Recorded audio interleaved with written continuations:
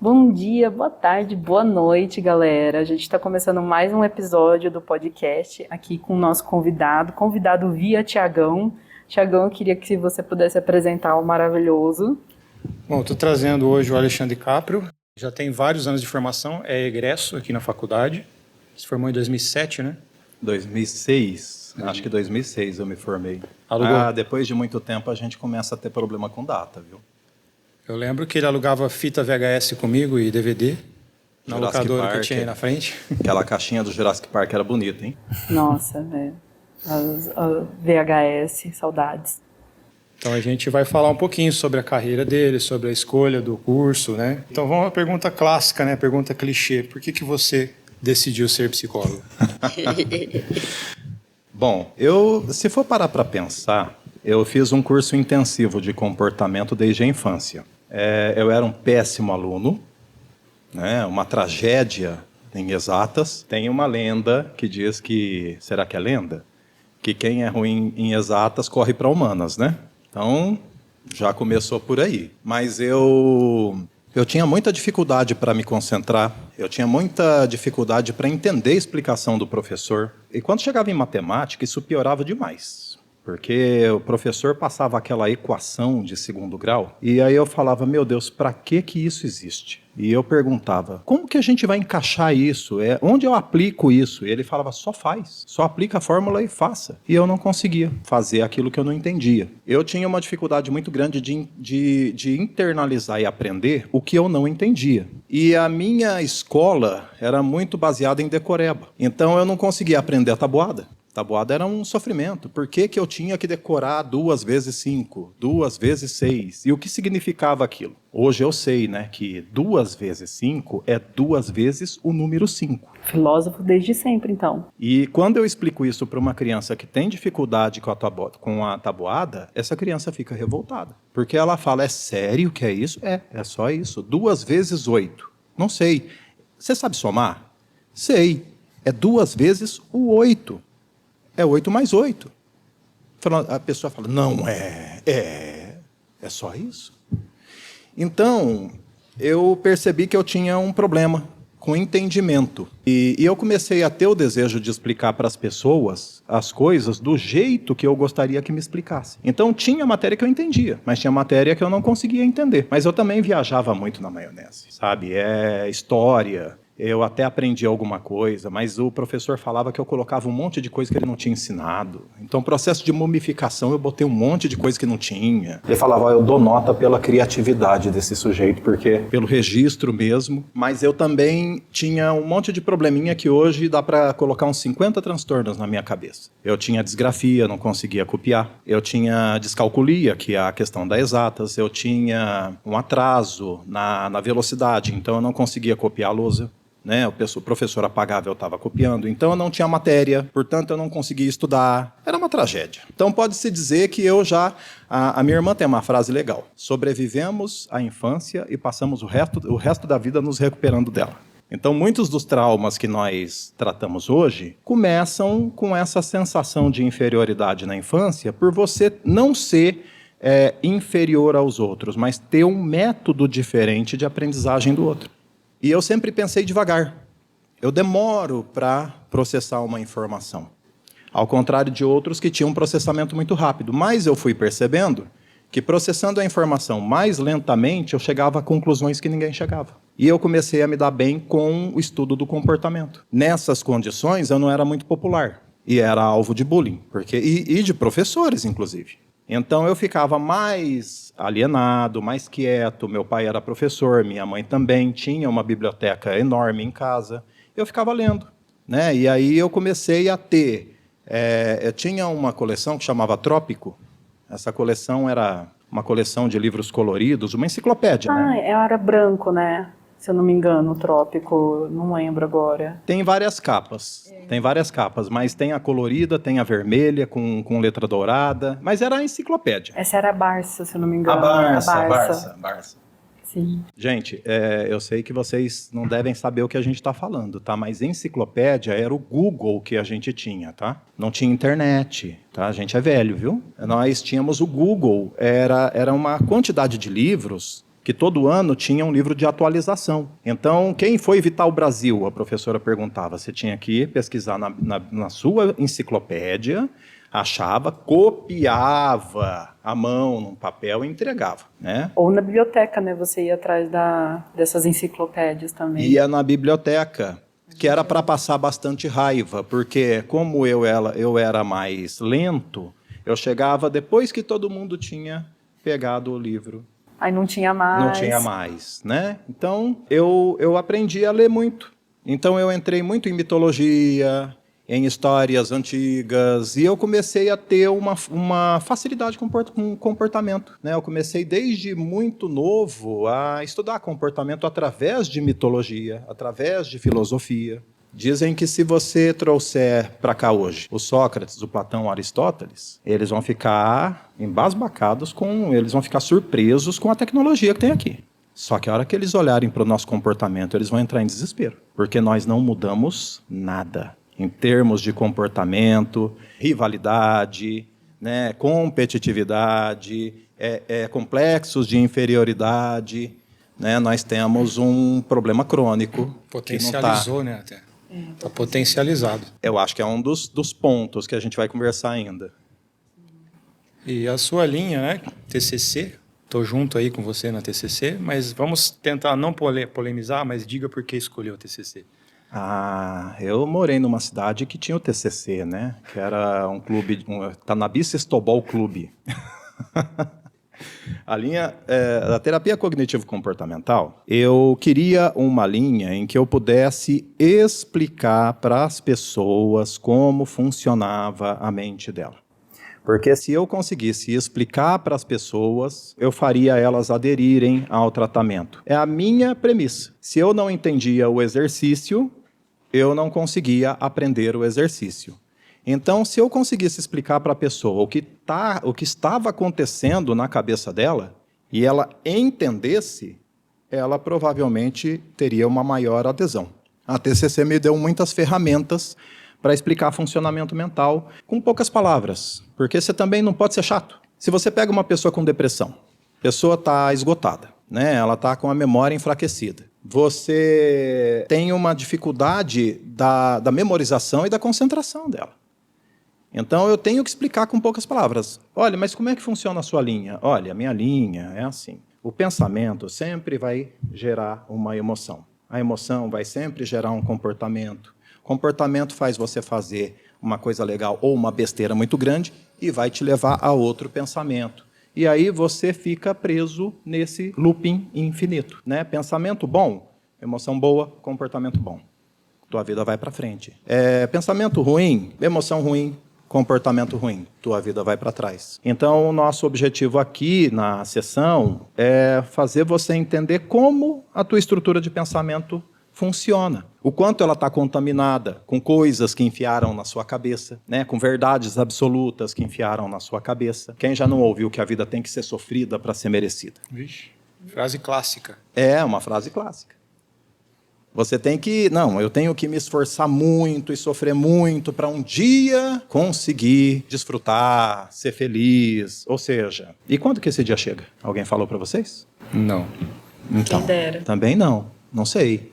Então a pessoa está ali lutando, né, tentando, às vezes se punindo. Tem gente que fica mal de ficar com tempo livre. A pessoa fica com a agenda livre e fala, nossa, eu vou descansar, ela começa a sentir culpa. Então, nós temos que... O que eu queria com os meus pacientes era explicar para eles que a mente é um software e provavelmente ela tinha alguns spams, alguns vírus que mereciam ser revistos, né? Porque a gente formata o computador, mas não formata a estrutura mental. A TCC me deu essa chance de explicar com facilidade. Tinha muitos estudos já comprovados, né, o que dava uma certa credibilidade na hora de apresentar a tese, mas eu também não sou inflexível.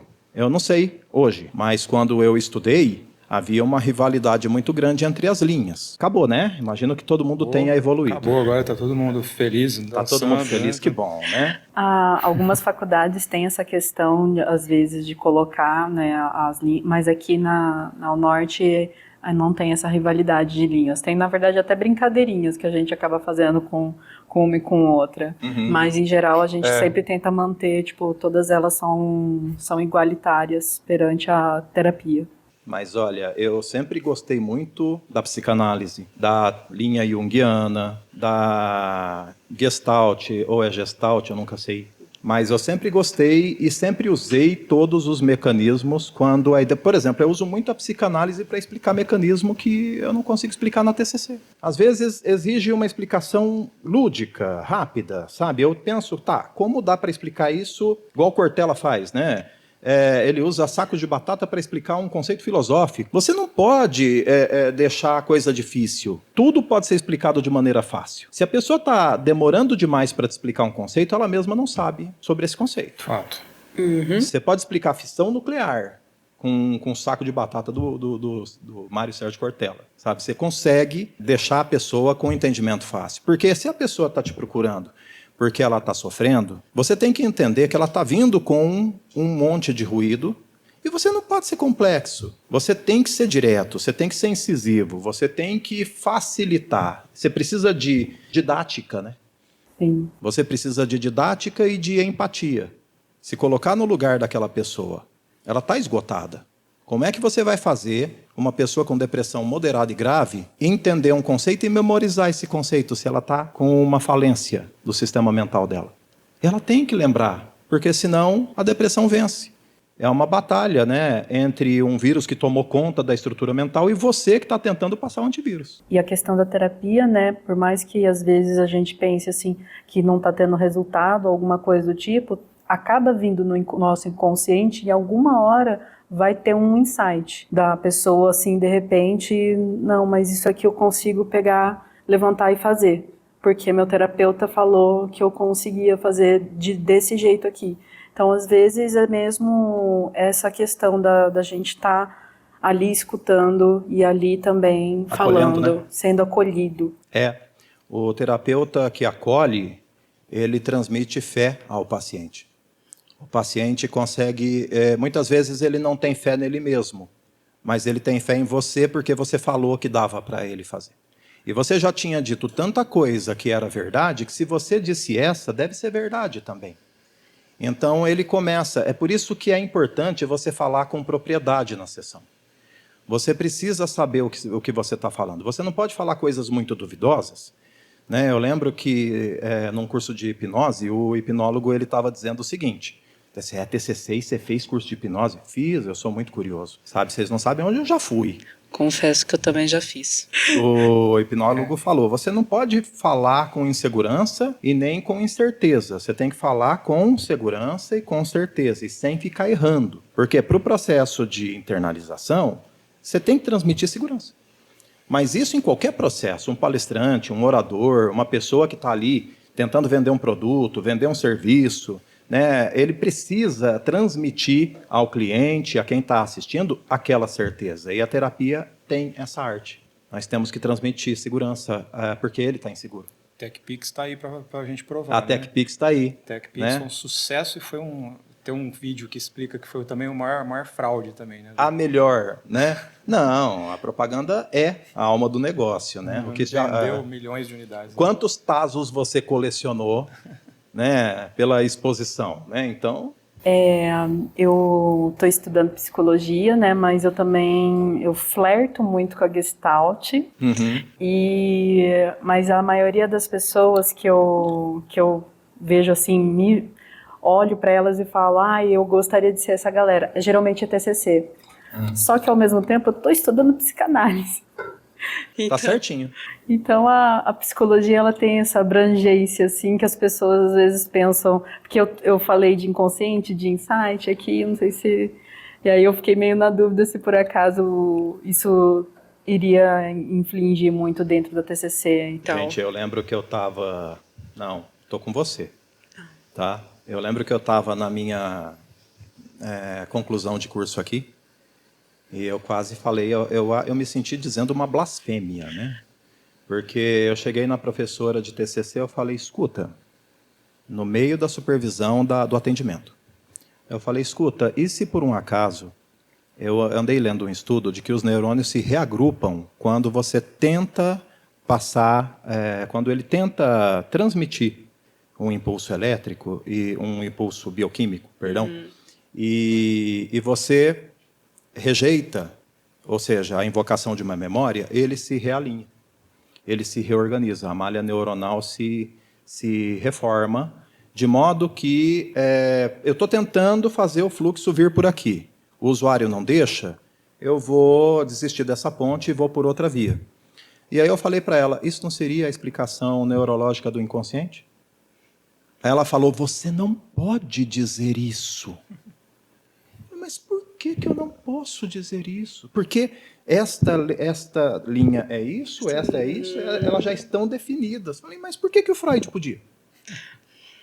Né? Por que todos os precursores da psicologia podiam e nós só podemos copiar e colar? Não, mas você pode dizer algo na conclusão. Sim, em 5 linhas. Quer dizer, é difícil. Eu sei que a formatação pessoal, a BNT, Vancouver, é extremamente benéfica para o estudo, tá? Eu sei. Só que, ao mesmo tempo, nós temos a liberdade de pensamento e associação engessada. A gente não pode pensar livremente, ter ideias. Não, você pode, tá, mas está ficando cada vez mais difícil escrever e debater. Porque você está... não sei se nós vamos ter tempo de falar hoje, mas a gente está vivendo uma era de inflexibilidade também. Sim. Isso tem sido dito nas nossas aulas, inclusive de políticas públicas, sobre a questão da intolerância. A gente comentou, acho que em algum episódio, né, também sobre isso. Quando você associa uma ideologia, uma ideia, um pensamento, uma crença, um viés político, quando você associa qualquer coisa assim ao seu orgulho e à sua vaidade, você não pode mais mudar de ideia. Porque agora, se a pessoa diz que ela pensa diferente e que talvez exista uma outra forma de pensar, você está sendo ofendido. Como que é um debate? Você debate as ideias com a curiosidade de aprendizagem, com vontade de aprender. E as ideias não são importantes. O que é importante é eu reformar a minha visão, incrementar, acrescentar e ampliar a minha visão das coisas. Agora, quando eu entro num debate para impor a minha vaidade, aí eu não aprendo. Então, eu tenho uma visão ideológica fechada. Alguém vem e fala, mas será que não poderia ser possível que fosse assim, assim, assado? Dependendo até da exposição, de quantas pessoas estão assistindo, eu me torno bélico, eu me torno agressivo. Como se eu estivesse defendendo o meu ego e não a ideia mais. E isso é o que virou o palco da internet hoje. A gente não está conseguindo trocar ideia, bater um papo, sabe? E aprender nesse papo. Não. É uma guerra de egos. É um tentando impor ao outro o seu próprio ego, que está associado a uma ideia engessada. Então a gente não consegue mais bater um papo legal e sair com um adicional. O pessoal está chamando. Isso é muito observável hoje em dia com a monetização que o debate está tendo. Cada dia que passa a gente ouve, né, o pessoal fazendo aqueles debates de 30 pessoas contra uma, né, tentando sempre provar o seu ponto de vista como único, imutável e certo. Eu ainda não consegui ver nenhum desses, eu vou ver um para ver como está sendo. Tá? Sim. A voz do além aí é do Luquinhas, tá? Do nosso... A voz do além. Nosso Lucas. Mas enfim, agora a gente quer saber qual que é o perfil que você atende mais, né? E qual é o mais desafiador? Pessoal, atendo de tudo, menos crianças mesmo. Criança, eu não tenho o material, né? Ah, sim. O material pedagógico, a caixa de brinquedos, né? Que tem aquele instrumental correto para você... Porque Sim. Criança é através do lúdico, né? Sim. E aí sai um pouco da cognição, entra mais na parte da brincadeira, da simulação, né? Mas eu fiz muito isso na assistência. Eu fiz muito no CREAS. Eu trabalhei ali no fronte da violência da região de Américo de Campos, Tanabi, Cosmorama, né? Aquela área. E a gente ficou 7 anos ali trabalhando com crianças vítimas de abuso, vítimas de violência. Então, muitas vezes, era através dos bonequinhos que a gente descobria.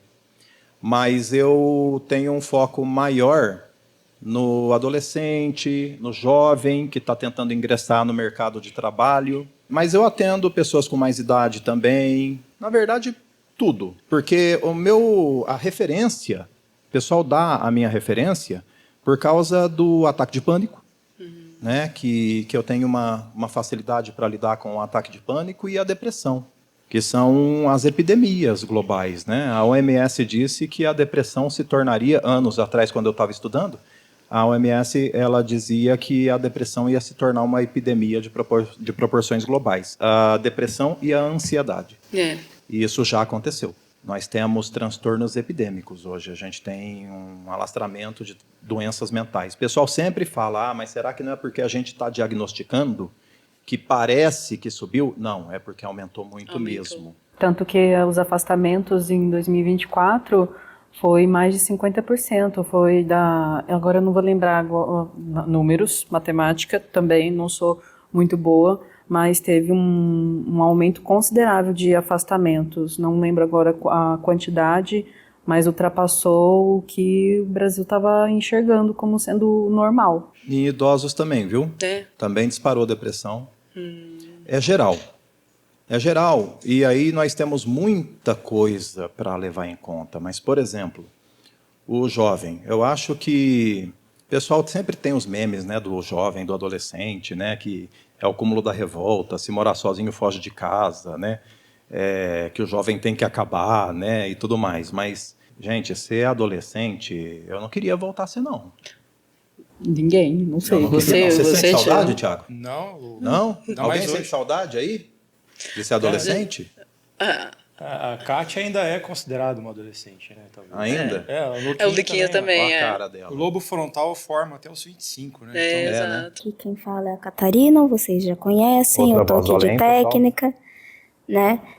Ao meu lado tá o Lucas, que ele tinha esquecido de se apresentar, então fala oi de novo. Bom, tem o Alexandre na mesa, eu tô me sentindo o Alexandre da viagem. Eu apareço aqui do nada como uma voz do além.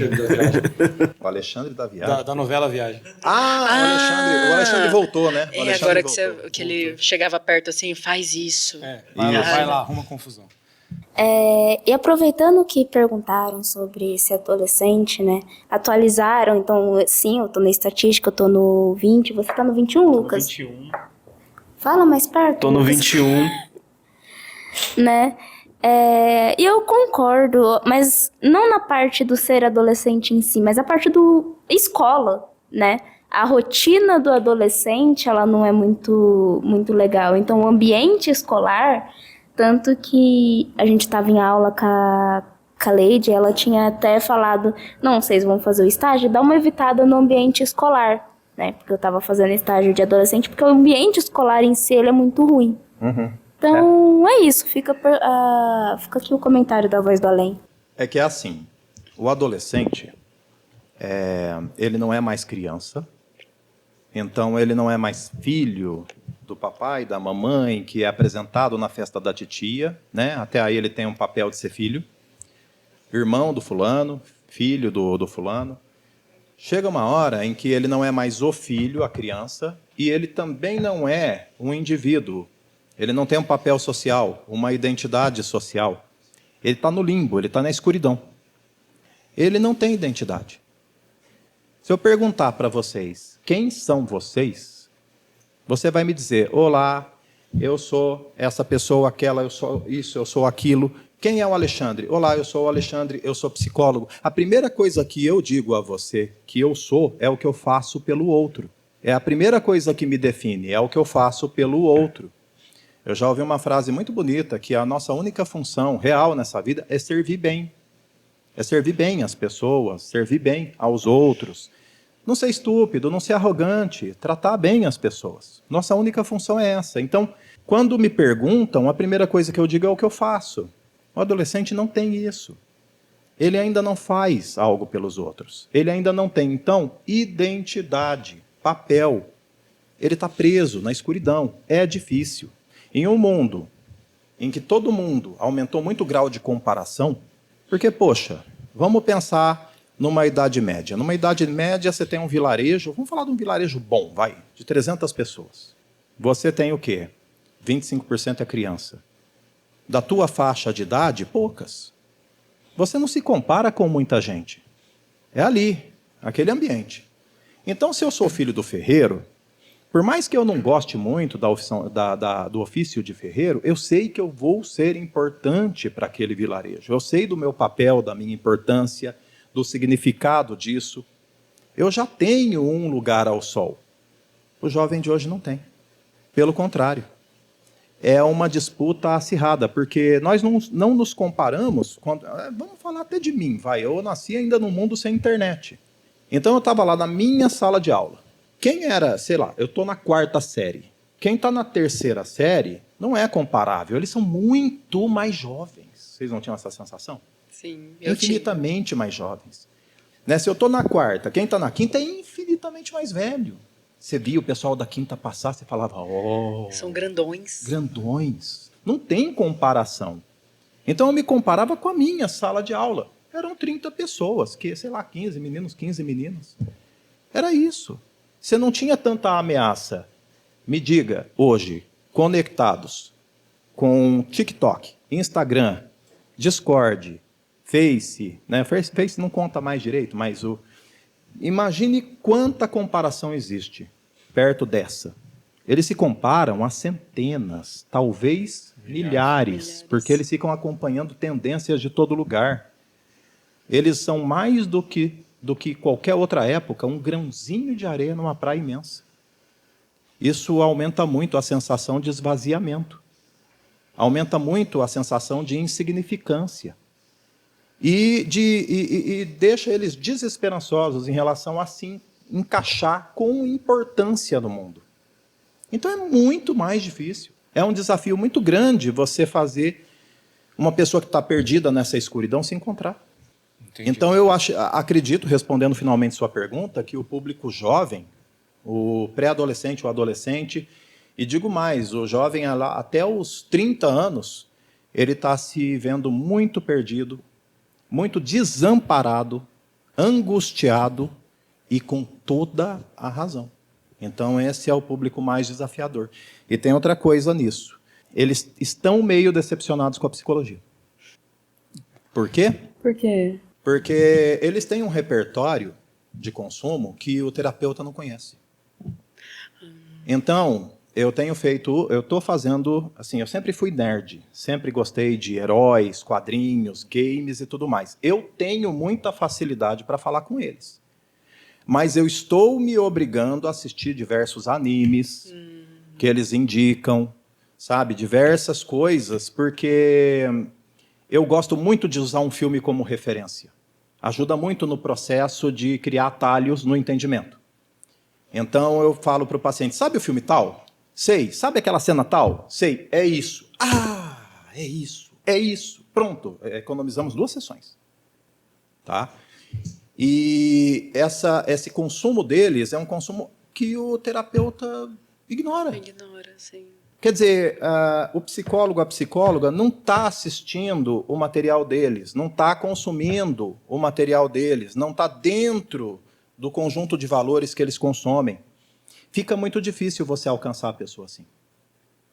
Nós temos que nos interessar por aquilo que eles se interessam. Então, mas eu vou ter que assistir Dragon Ball? Não, porque Dragon Ball já tem 40 anos, você está atrasado. Nem One Piece, porque One Piece tem muitos episódios. Também. Evangelho, então, não se fala. Nossa Senhora. Né? Mas nós temos animações novas e que estão sempre falando da mesma coisa, comportamento. Você pega ali o anime japonês, quase sempre é sobre esvaziamento. Sim. É sobre sensação de insignificância. E é sobre o que uma pessoa faria com o poder se de repente conquistasse. E olha, Death Note, Adoro. por exemplo. Né? Já não tão antigo. Mas o que você faria se você tivesse um poder? Como você usaria com toda a angústia que você tem dentro de você? Sério mesmo que você acha que você seria o herói? Geralmente a gente tem isso na filosofia, né? Dai um poder ao homem, você verá quem ele realmente é. Francis Bacon, eu acho. Não vou lembrar, perdão. Eu acho que sim. É isso. A gente é testado com o poder.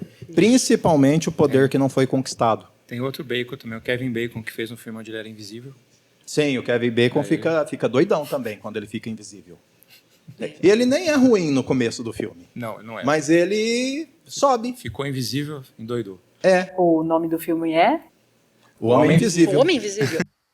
Olá, aqui é o Thiago, editor. Eu vou aparecer de vez em quando para fazer algumas correções e apontamentos. Dessa vez a correção é o nome do filme. Os dois erraram juntos, o que é engraçado, mas o filme se chama O Homem Sem Sombra. Existe também o filme O Homem Invisível, que é da Netflix, então assistam os dois, aproveitem, os dois têm uma temática bem parecida, beleza? Falou! O Homem Invisível Obrigada. com o Kevin. E é muito bom. Eu acho que ele envelheceu bem em termos de ótimo efeitos filme. especiais. É muito bom o processo dele ficar invisível. E aproveitando, eu queria falar muito do que você está falando, porque é muito interessante até o tema sobre essa ligação, porque levando em consideração que eu acabei de sair em comparação com todo mundo aqui, né? Até com o outro adolescente que está aqui do meu lado, eu sou mais nova, com essa ligação, a gente vê muito isso às vezes em literatura. Quando, né? Porque levando em consideração que eu vim de escola pública e já não era incentivado, mas quando era incentivado, nunca era, tipo, uma literatura que os jovens se interessariam. E é muito engraçado porque eu e a galera que lia, a gente sempre tava com os tijolos, mas a gente nunca quis ler Iracema, por exemplo. Eu não tô falando que Iracema é um livro ruim. Só não é um livro introdutório para aula de literatura, sabe? Concordo. E você acaba... Você mata ali o interesse do jovem pela aula. Eu concordo e acrescento. Eu era obrigado a ler Vidas Secas, de Graciliano Ramos. É um livro bom. Mas era desesperador para mim. Porque eu não tinha contexto com aquilo, eu não tinha nada a ver com aquilo. Você precisa gerar identificação primeiro com o jovem, para depois cativar ele. E além disso, a gente tem um desincentivo maior à entrada da literatura para criança. Eu não vejo mais pais lendo livros para crianças, porque é muito complicado você chegar com 15 anos no ensino médio e já ter que ler Machado de Assis. Eu não sei se é verdade, mas sempre ouvi como verdade isso, que o Hobbit foi uma obra que o Tolkien escreveu baseado nas histórias que ele contava para o filho dele. Sim, sim. Ou seja, olha que legal. Né? E é uma história fantástica, o Hobbit. Né? Depois o Senhor dos Anéis vai ficar um pouco mais agressivo, né? Vai mudar um pouco o tom, mas nós não temos mais essa... Vocês sabem o porquê da mesa? A mesa com a comida, principalmente com o bolo, né? Era para a gente se juntar e conversar em momentos de celebração. O Mário Sérgio Cortella fala muito isso sobre a pamonha. Você lembra que a sua família fazia pamonha? Ah, eu lembro. Então, você sabe por quê que eles faziam pamonha? Porque vamos parar para pensar. Iam lá, pegavam o milho, as crianças descascavam, as mulheres colocavam no fogo, os homens limpavam tudo. Daqui a pouco, lá para as 4, 5 da tarde, ficava pronta uma quantidade imensa de pamonha que ninguém conseguia comer. E aí todo mundo começava a distribuir, levava um pouco para essa vizinha, um pouco para aquela. Qual era o sentido disso? O sentido era ficar junto. A gente não fica mais junto. Isso é uma coisa que está se perdendo. O lúdico, a família, a celebração. Né? Eu vejo pessoas saírem para barzinhos e ficam cada um preso no seu terminal, no máximo tirando uma foto para mostrar que esteve lá, mas no fundo não esteve lá. A gente não está mais ali. É muito legal também essa do que você falou, principalmente relacionada à comida, porque a gente tem uma memória de afetivo. Quem sabe trabalhar com isso é a Coca-Cola, né? Sabe. A Coca-Cola, ela se ligou que a comida, família, vamos juntar tudo e falou o seguinte, beleza, vamos botar a Coca-Cola aqui. Sim, né? A Roller pegou um pouquinho, então as propagandas da Roller puxam um pouquinho, embora não façam tão bem quanto a Coca-Cola, né? Aproveitando o comentário que eu acabei perdendo um pouquinho o time, eu ia falar um pouquinho dos animes também. Apesar de que eu já falei esse anime em outro episódio, que é ReZero, que da grande galera que julga ReZero, né, por causa que ele só chora, mas vamos levar em consideração que o poder dele é renascer. Num ponto que ele não sabe e ele sente a dor, né? E ele traz essa questão do, você não faria a mesma coisa? Porque na época que ReZero é lançada, é muito desses animes que não são tão existenciais. Então, tipo, você é o herói do novo mundo, né? sem a briga ética, e lança ReZero, que, ok, ele é o herói do novo mundo, ok, que se a gente for olhar para os personagens que estão ali, eles devem achar que eu esqueci o nome do protagonista, ia sair um Tanjiro, mas não é, né, que o protagonista, ele é o herói, porque, tipo, tudo que ele faz dá certo, apesar dele não ter magia, ele não ter força suficiente, né, a magia que ele tem acaba sendo só voltar no tempo, porque tudo que ele ganha, ele é tipo... Sabe, você que entende de jogos, você vai entender muito o que eu tô falando. Mas sabe quando a arma do boss vai pro teu lado? Sei. E ela não faz o mesmo dano? É claro que não. E é muito abaixo e você fica desesperado, porque, pelo amor de Deus... Só que a gente tem 9 frascos e o boss nenhum, né? Então... equilibrou o jogo. Mesmo assim, essa reação dele. E muitos animes também, eles acabam perdendo dos anos 90 pra cá, até essa questão do próprio corpo em si, vai trazer essa parte do comportamento. Então, antes você tinha a meta, né? Vamos olhar pra Dragon Ball, Jojo, por muitos, até hoje Jojo, mas Jojo... Hoje tem Baki. Baki, né? Baki tem a piada que ele nunca vai ser anatomicamente correto, mas é um bom exemplo. E os animes de hoje, cada vez pessoas mais normais, tanto que começou uma onda dos animes shoujo. Os animes normais. Porque... Do dia a dia. Porque descobriram que anime shoujo vende, que menina é uma boa consumidora, né? Tipo, teve a época que decaiu e agora voltou de novo. E tem vários animes, por exemplo, que ou o protagonista ou a protagonista não é o padrão japonês. Isso é muito legal. Tem até agora eu não me lembro, mas é de um menino loirinho e a menina, ela é o padrão do, tipo, ela é a média da média. Ela não é o padrão, ela não é nem considerada bonita dentre elas, mas é muito bom ver o romance deles, né?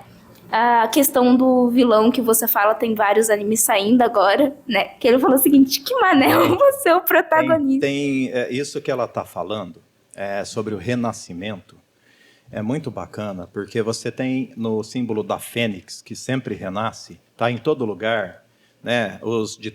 A galera de 30 anos sabe que está lá no Harry Potter, né? A própria fênix em si está lá, né, na sala do mago principal, né? O Dumbledore, né? Acho que é. Então, Sim. E aí o que acontece? É muito legal porque isso está muito ligado à saga do herói, né? Que é contada infinitamente nesses materiais, desde mitologia até os animes de hoje. Nós estamos recontando a mesma história. Ou seja, o indivíduo que vem de um lugar distante, cai numa terra nova, ele é orientado por um sábio ou um casal, ele descobre seus poderes, passa por vários desafios, finalmente ele enfrenta seu maior pesadelo, geralmente morre, ressuscita e traz a redenção para o seu povo. E você tem essa história contada, recontada, recontada, recontada, recontada infinitas vezes. Por quê? Quando a gente conta muito a mesma história, é como ter muito o mesmo sonho. Tem uma mensagem que precisa ser entendida e a gente não entendeu ainda. Ou ela está se perdendo. Então você pega Goku. Goku vem de um lugar distante, cai na Terra, é educado pelo mestre Kami, descobre seus poderes, passa por vários desafios, em vários momentos inclusive, mas ele morre, ressuscita, fica mais forte e vem proteger a humanidade. Vamos pegar uma coisa nada a ver e que é igual. Matrix. Neo vem de um lugar distante da Matrix. Ele vem da Matrix. Ele cai numa terra totalmente alheia, estranha, é educado pelo Morfeu. Ele descobre seus poderes e no final de Matrix 1 o que acontece? Ele morre, enfrenta o seu maior inimigo, tem esse maior inimigo, tá? Morre, ressuscita e se torna o protetor da humanidade. Superman vem de um lugar distante de Krypton, mandado por Jor-El, cai na Terra, é criado por Martha e Jonathan Kent, que dão a ele humanidade, que junto com a inteligência kryptoniana tornam ele diferente. Ele enfrenta diversos desafios, na luta contra o seu maior pesadelo, o Apocalipse, ele morre, ressuscita e vai trazer alguma solução por causa dessa morte e retorno para a humanidade. Você tem isso, inclusive, na religião. Não estou dizendo que é uma personagem, não, mas Jesus vem de um lugar distante, é educado por Maria e José, né? Cresce, descobre suas habilidades, passa por todo tudo que atravessa, morre, ressuscita e se torna símbolo de quem? Da humanidade. Então nós temos desde Perseu, vem de um lugar distante, cai numa terra diferente, é educado por um sábio, descobre seus poderes, vai até o Vale dos Mortos, no barco do Caronte, corta a cabeça da Medusa, no Vale dos Mortos, volta à vida, voltando para o mundo dos vivos e destrói o Kraken, salvando o povo. Já que você falou do Senhor dos Anéis e do Hobbit, também pode encaixar perfeitamente. Senhor dos Anéis. Sim. Você tem sempre o herói que é chamado ao desafio e que adere imediatamente ou o que resiste, né? O Bilbo resiste, mas o Frodo também. Mas eles, por quê? Aí foi brilhante a referência dele, porque é onde eu queria chegar. Qual é a mensagem principal da saga do herói para a gente?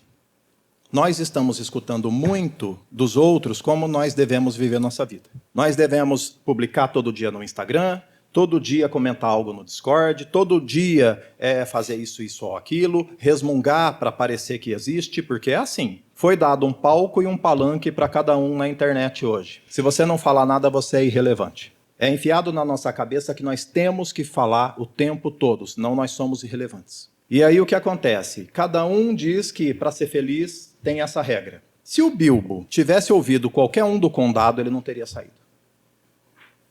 Ele teria ficado lá, porque um hobbit não monta a cavalo. É feio. Mais feio ainda é um hobbit sair do condado. O hobbit tem que manter a tradição de respeito dos hobbits e ele tem que ficar ali fazendo coisas que hobbit faz.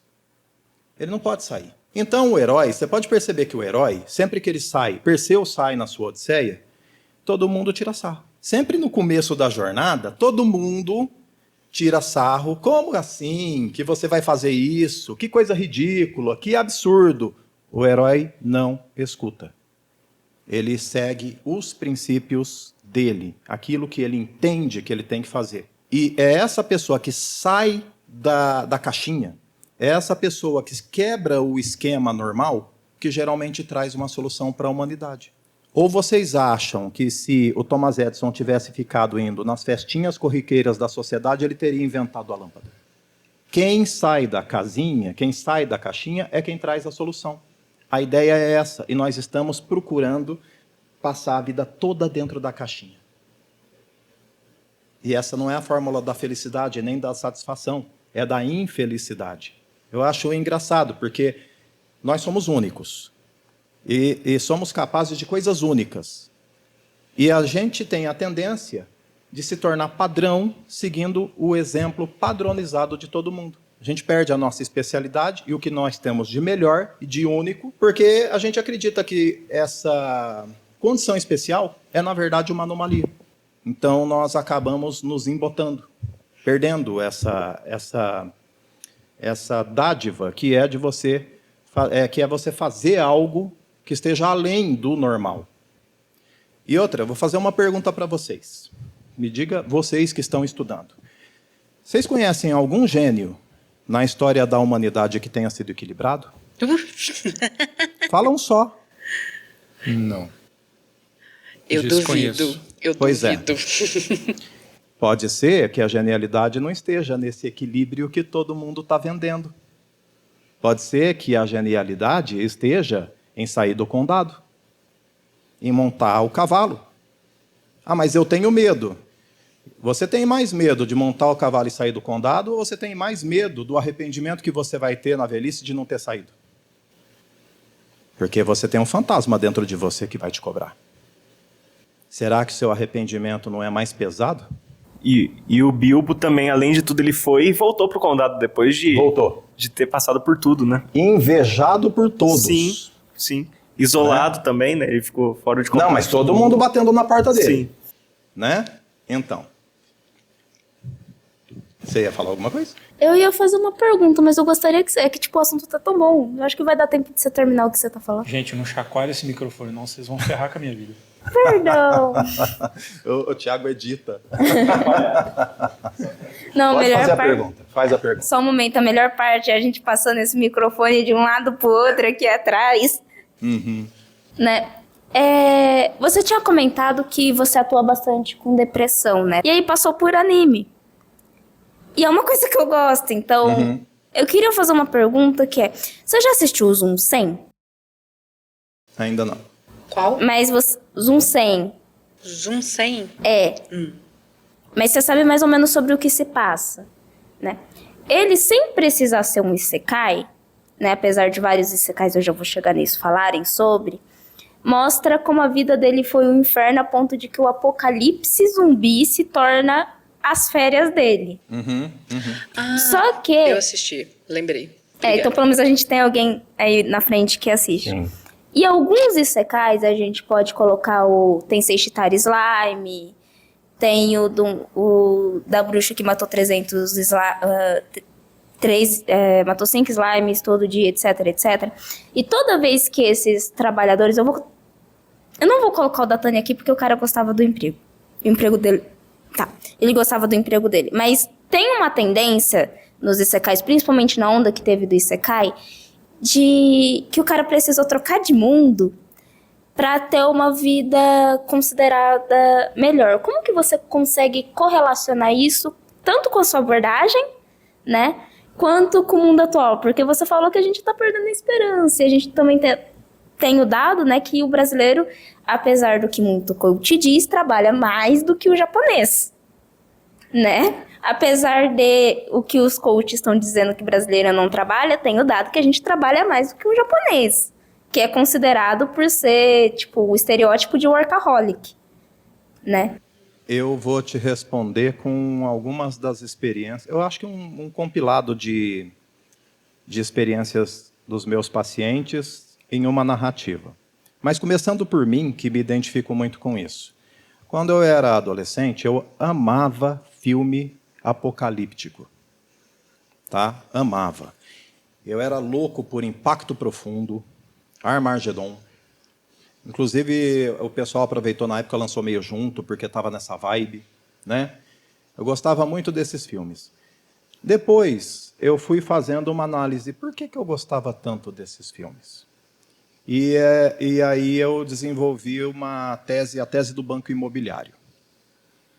É que banco imobiliário, vocês não sabem o que é, mas era um jogo de tabuleiro. Eu sei que é estranho, mas as pessoas se sentavam presencialmente em volta de um tabuleiro com pinos e dados e conseguiam se divertir offline. Isso é muito estranho, tá? Mas era um jogo de tabuleiro. Vamos supor que eu me sente e começo a jogar banco imobiliário com vocês. E aí, só quem sabe do banco imobiliário que vai entender um pouco dessa narrativa, mas eu compro Ipanema, compro Brooklyn, coloco 2 hotéis, né? E daqui a pouco eu caio no sorte ao revés, vou preso, saio, aí eu não consigo mais parar nas casas certas, vocês começam a comprar mais do que eu começo a parar na casa de vocês, começo a pagar aluguel, daqui a pouco eu tenho que vender meus hotéis, vender o Brooklyn, não está mais dando certo, eu começo a ter azar, aí eu falo para vocês o seguinte, galera, vamos parar com isso, vamos jogar outra coisa. Sabe, tá chato. Só que vocês não estão achando chato. Né? Eu estou achando chato. Por que eu estou achando chato? Porque não tá legal para mim mais. Eu não estou conseguindo vencer nas regras deste jogo. Eu não estou conseguindo. Então eu começo a negar este jogo. Eu começo a negar o tabuleiro, negar as regras do jogo, negar os dados, o rolamento dos dados, começo a falar que tudo é injusto, começo a me opor, começo a resmungar e reclamar. Mesmo assim, vocês se mantêm inabaláveis e continuam o jogo. Então eu começo a ter a sensação de que eu sou inferior, porque vocês vencem e eu estou perdendo. Eu estou tendo uma reafirmação de tudo que já tem dentro de mim. É isso, nem para jogar eu sirvo. Mas... se eu não posso levantar e chutar tudo porque seria muito desequilíbrio da minha parte, eu fico torcendo para passar um vento, para passar uma ventania e levar o tabuleiro. Porque aí eu não perdi. E não foi culpa minha. E mais, ninguém ganhou. É o desejo do meteoro, né? É o desejo do meteoro. Você pode perceber que a humanidade precisa sempre de um apocalipse. Agora está aí o 3i Atlas, o pessoal torcendo para ele ser uma coisa fora da casinha. Ele está lá passando, entende? Então, em 1910, o Halley passou. Todo mundo jurou que ia acabar com o mundo. Em 97, o eclipse total do Sol. O mundo ia acabar. Depois, não, é em 2000. Não, não é mais em 2000, é em 2001. E assim está até hoje. Quem é que quer que o mundo acabe? Quem está sofrendo. Quem não está conseguindo se adequar às regras do jogo. E filho não vem com manual de instrução. Sabe, um videocassete tinha manual de instrução. Inclusive era muito difícil de programar. Videocassete é outra coisa que vocês não sabem o que é. É um artefato que se colocava fitas para assistir filme. E se você não rebobinasse, dava multa. É o que rebobina com a caneta? Não com a caneta. Com a caneta não rebobina. Essa é a fita cassete. Essa é a fita cassete. Essa é a de música. Essa é a de música. A VHS é com imagem também. É nostálgico que você falou de banco imobiliário, porque ela era a estratégia principal da minha professora de educação física. Então, ela tinha 2 estratégias para quando ela não dava aula. Banco imobiliário para todo mundo e tinha vários jogos e Just Dance. Para cansar. Just Dance. Just Dance. Meu Deus, ela lidava com hiperativos. Né? Eu estudei integral no primeiro fundamental, então era 40 alunos no Just Dance. É engraçado porque o filho sem manual de instrução é o seguinte, você não consegue estimular ele. Você não consegue imaginar que, poxa, por exemplo, tem o filho mais velho, tem a teoria dos irmãos, né? O primeiro filho vem e ele faz tudo que papai e mamãe manda. Então, geralmente, não sempre, mas geralmente, tira mais nota, faz o desenho bonitinho dentro da risca, é uma pessoa que segue a regra do papai e da mamãe. O segundo nasce 2 anos depois, e tudo que ele faz, o primeiro já faz melhor. Tudo. Então ele vai rabiscar uma casa, o outro já fez a casa, já pintou em degradê. Ele vai tentar se equilibrar, o outro já anda e dança.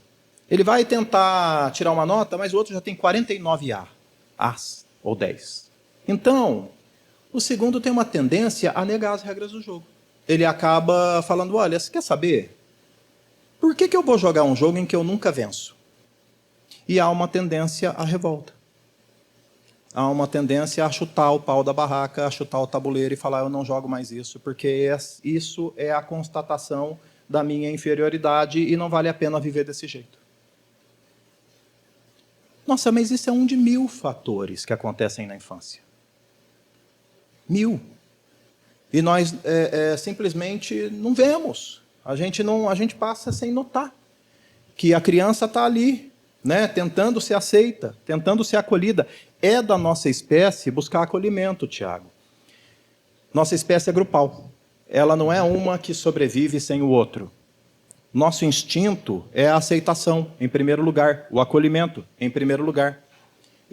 Quando eu venho ao mundo, eu preciso desesperadamente da aceitação e do acolhimento. Se por algum motivo eu não conquisto, não consigo isso, eu fico mentalmente doente. E ainda mais em um mundo em que cada um tem um palco. E se eu não conseguir esse acolhimento perante os outros na internet, eu entro em colapso, a gente começa a entender o porquê das epidemias de transtorno mental. Aí você consegue entender por que depressão, que é, na verdade, uma desesperança materializada em uma queda do próprio metabolismo, da própria biologia do corpo. Né? Você deixa de produzir dopamina, deixa de produzir serotonina. Por que a desesperança está crescendo tanto? Porque nós não estamos conseguindo aceitação, acolhimento. E nós estamos nessa sina de tentar pegar o meu chutando o outro, nós estamos nos maltratando. Virou uma espécie de guerra, onde eu tenho que lutar pela minha sobrevivência chutando a pessoa que está ao meu lado. Então, as guilhotinas virtuais se tornaram comuns. Os cancelamentos se tornaram comuns. Né? O hater se tornou comum. Bait hate. Isso. E o cyberbullying. Né? Porque se eu rio de você com a galera, eu consegui. Na cabeça deste cara, ele conseguiu acolhimento aqui. Então precisamos de bodes expiatórios.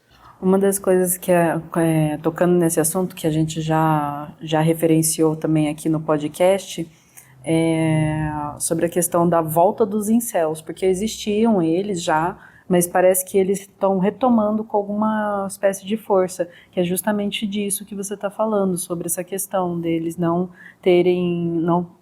procurarem um grupo de pertencimento, e também porque eles não estão conseguindo jogar nas regras do jogo.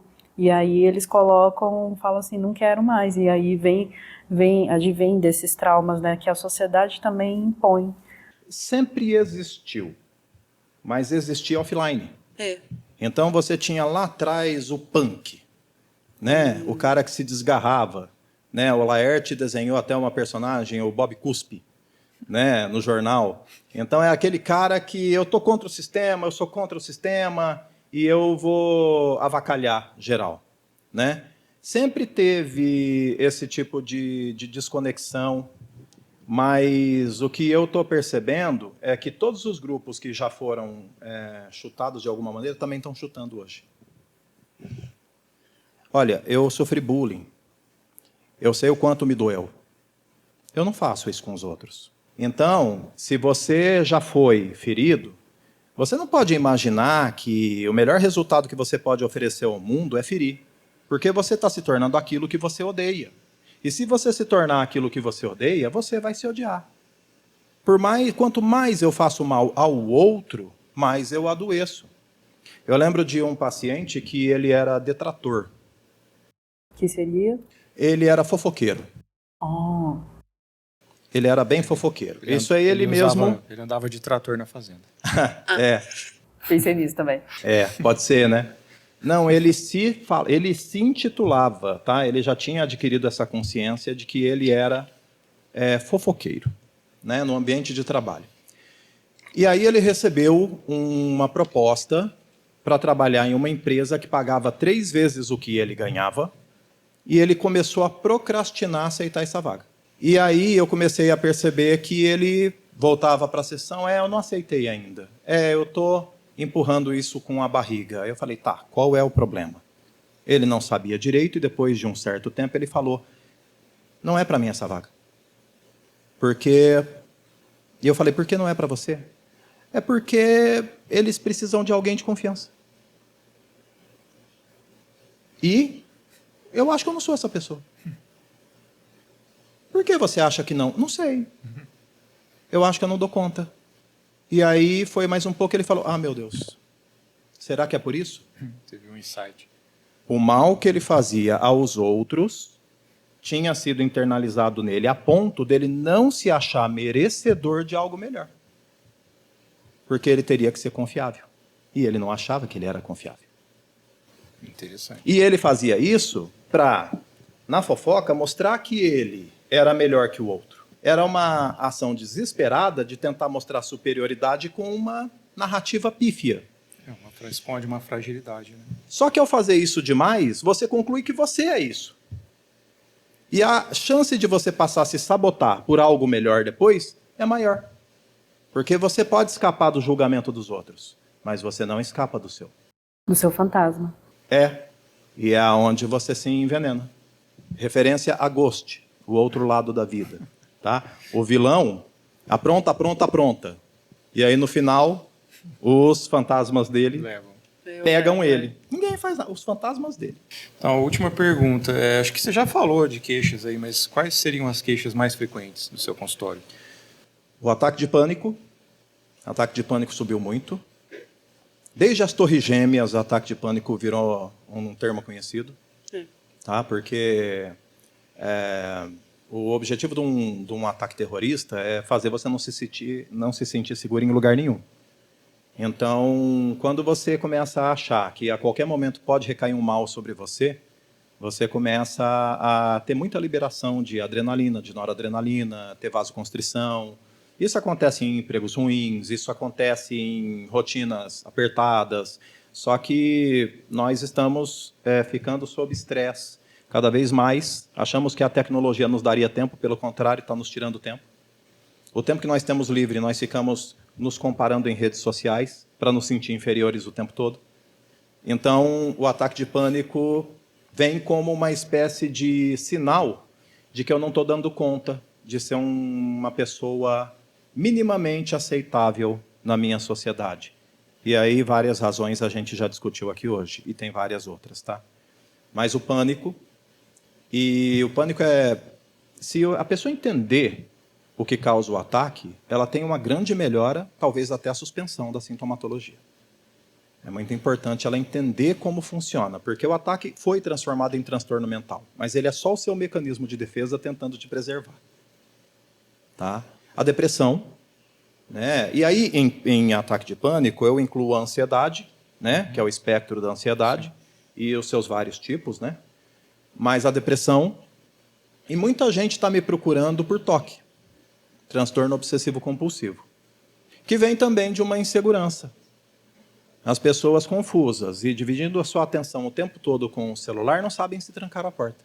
Aí elas voltam, e voltam de novo, e elas criam um ciclo de comportamento que deixam elas cada vez mais inseguras sobre o comportamento delas. Então, eu já desconfiei que o Covid traria também um agravamento de TOC. Eu ia perguntar se o Covid gerou muita coisa também. Gerou. Gerou porque o Covid foi o melhor ataque terrorista, vamos dizer assim, não foi terrorista. Mas o vírus foi um terror na vida das pessoas. Por quê? Está no ar. Onde? Não sei. Pode me pegar ou não. Pode acontecer ou não. Pensa isso no ansioso. O ansioso, na regra, ele é controlador. Só para finalizar, tem várias coisas a se falar sobre depressão e ansiedade. Mas eu vou preferir falar sobre o grande erro de um ansioso. O ansioso, ele acha que ele pode controlar tudo, e não pode. O ansioso só fica calmo quando acha que controlou tudo ao redor dele. Eu vou explicar uma coisa para você que tem ansiedade. Você não controla a vida, assim como um navegador não controla o mar. Não tem jeito de controlar o mar. Tem? Não tem. Impossível. Mas você pode controlar o seu barco. E você pode reforçar o seu barco. E você pode aceitar as falhas do seu barco para poder consertar os furos do seu barco.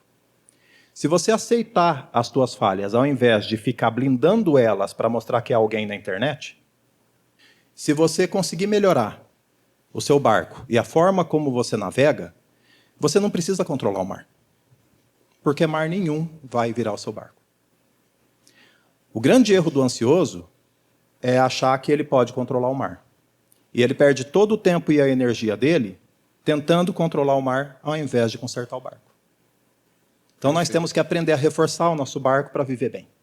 E aí nenhuma tempestade vai te virar. Perfeito. Bom, é isso, gente. Foi um prazer tê-lo aqui. Obrigado, Prazer, pessoal. Alexandre. Prazer foi meu. Valeu. Valeu, galera. Curta, compartilhem, comentem. Vamos fazer barulho aí. Não tem ninguém vendo, talvez, mas se tiver, por favor, se Sempre manifestem. tem. Sempre tem alguém vendo. Valeu, falou. E se tiver alguém procurando alguém para patrocinar, a gente aceita coxinha como pagamento. Nossa, Pô, mas mesmo. eu vou falar pro dono do Vila Dionísio dar uns coxinhas Vamos pra você. lá. Puta, Às vezes ela está pensando no Vila mesmo. É. Né?